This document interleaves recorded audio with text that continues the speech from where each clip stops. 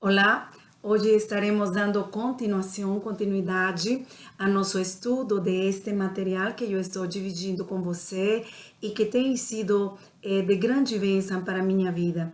As mentiras que acreditamos e que causam estresses e doenças. Nós estamos partilhando em estes pequenos vídeos o segredo para vencer as mentiras que acreditamos e vencer os temores que temos. Nos encontramos que é fazendo de nosso intelecto um servo do Espírito Santo. Interessante. Hoje nós estaremos falando um pouco acerca de aqueles acontecimentos, de aquelas situações que te causam lembranças dolorosas. Se nós podemos enumerar aqui algumas, com certeza você vai lembrar de outras, porque seria uma raridade encontrar uma pessoa que nunca teve uma experiência dolorosa em sua criação.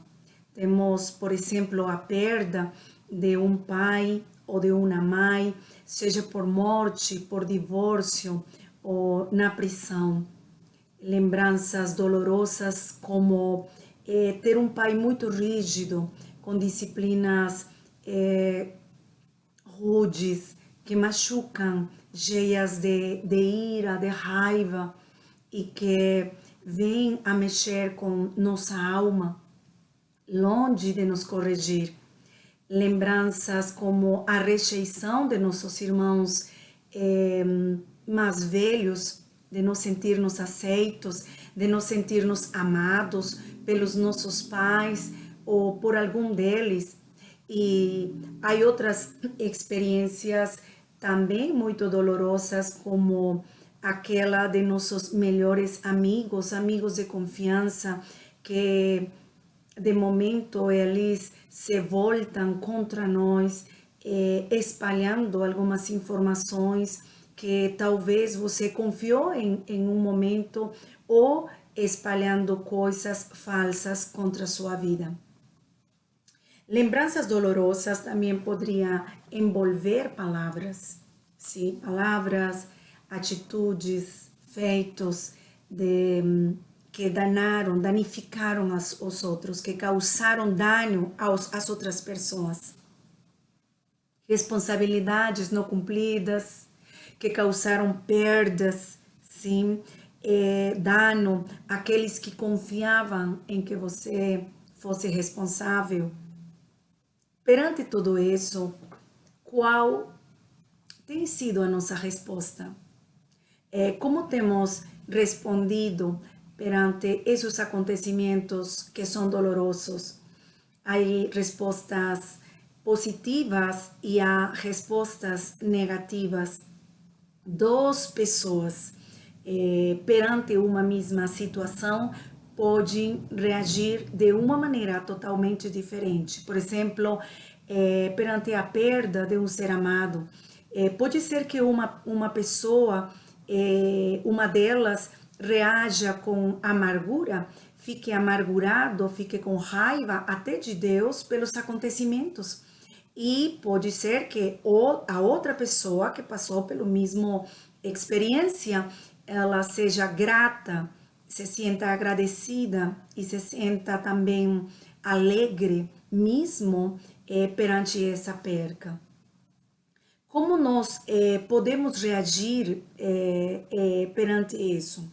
Este estudo que nós estamos fazendo tem o coração dele, tem como propósito poder aprender a encontrar e a ter respostas positivas a um sucesso que é muito constrangedor ou muito doloroso, e poder aprender a transformar essas lembranças em poderosas memórias de por que Deus permitiu que acontecera. Nós sabemos que a palavra de Deus diz que todas as coisas cooperam para o bem de aqueles que lhe amam. Então, quando nós estamos perante uma situação, nós temos que encontrar as respostas. Qual é o bem disso? Se nós nos focamos em encontrar a parte positiva dos acontecimentos, vamos ter um aprendizado. Vamos encontrar as respostas de Deus para a nossa vida. E isso vai trazer crescimento, vai trazer amadurecimento em nós. E, sobretudo, um espírito grato e um espírito alegre, mesmo que seja uma experiência dolorosa. Temos exemplos na Bíblia, por exemplo, o rei Saul. O rei Saul, ele ouviu que seu povo estava cantando uma canção que louvava, exaltava a Davi mais do que a ele. E ele ficou muito amargo. Ele se amargurou muito por causa disso. Ele teve ódio, tanto que ele planejou matar a Davi. Nós temos outro exemplo na Bíblia, que é o exemplo de José. José, ele ouviu que seus irmãos falavam mal contra ele e o rejeitavam e planejavam matá-lo. Finalmente, venderam ele como escravo.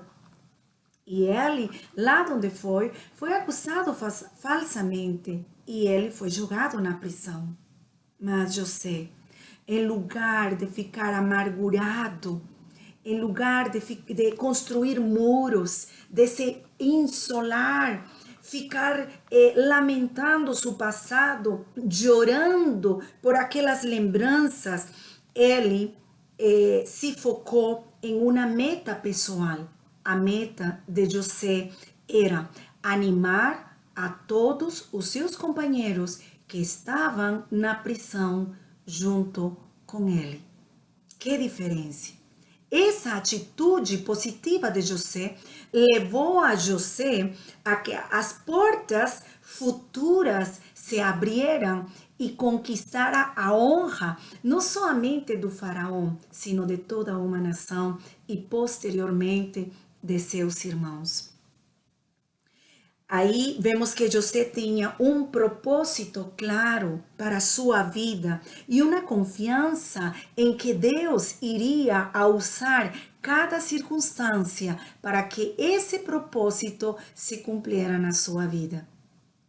Nós temos que esclarecer qual é o meu propósito, qual é o propósito de vida de Deus para mim.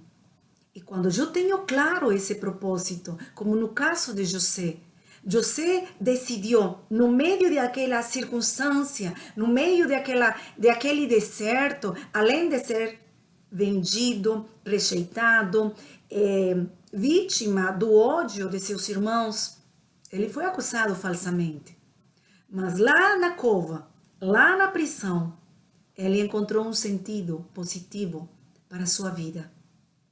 E ele disse, eu vou fazer com que eles estejam melhor, com que eu vou animar a todos eles que estão na prisão comigo. Qual tem sido sua atitude no meio da tempestade, no meio do deserto, quando você é colocado no estreito, quando se voltam contra você, quando falam mal de você, quando planejam contra você e você fica sabendo? Qual sua atitude? Você tem direito de ficar zangado? Sim. De ficar chateado? Também.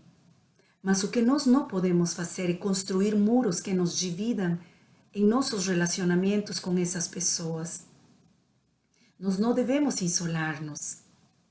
Nós devemos liberar o perdão e encontrar o bom dessa situação. Como Deus disse, todas as coisas cooperam para o bem daqueles que o amam.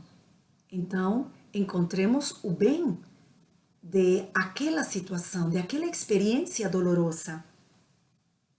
Foi a confiança o que permitiu que José relevara todas aquelas atitudes de seus irmãos, aquelas feitos de seus amigos. Ele relevou, porque ele confiava que isso também serviria, cooperaria para o bem dele e do propósito de vida dele. Tanto que ele escreve aqui em Gênesis, no capítulo 50, versículo 20. E eu quero te deixar com essa palavra hoje. Aí diz: vós vem intentaste mal contra mim, porém Deus o tornou em bem, para fazer como se vê neste dia. Ele estava enxergando que o que ele estava vivendo em aquele momento, o fato de sua família ter vindo com fome e ele estar em essa posição, salvaria a sua nação. E ele compreende o propósito de Deus na sua vida. Mas ele começa respondendo a ofensas, a mentiras. Ele responde com uma atitude positiva. Ele ainda não sabia quais portas do futuro se abririam. Mas quando ele já está do outro lado, em esse futuro glorioso, em esse momento de honra, ele pode olhar para trás e dizer: vós bem intentaste mal contra mim, porém Deus o tornou em bem, para fazer como se vê neste dia. Ele estava fazendo uma avaliação do passado, sua atitude, como Deus havia transformado aquilo e o benefício, o propósito sendo cumprido na sua vida e todos os que estavam em volta sendo beneficiados. Você talvez agora não compreende a porta do futuro que se abrirá para que Deus cumpra seu propósito na sua vida. Ou talvez você nem sequer sabe qual que é o propósito de Deus para a sua vida.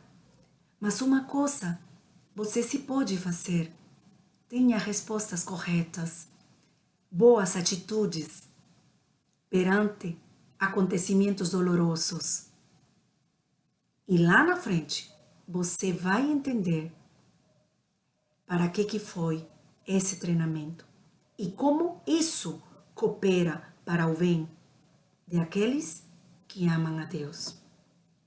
Fica com essa palavra, medita em ela e transforme essas lembranças dolorosas em poderosas memórias de por que Deus permitiu que acontecera.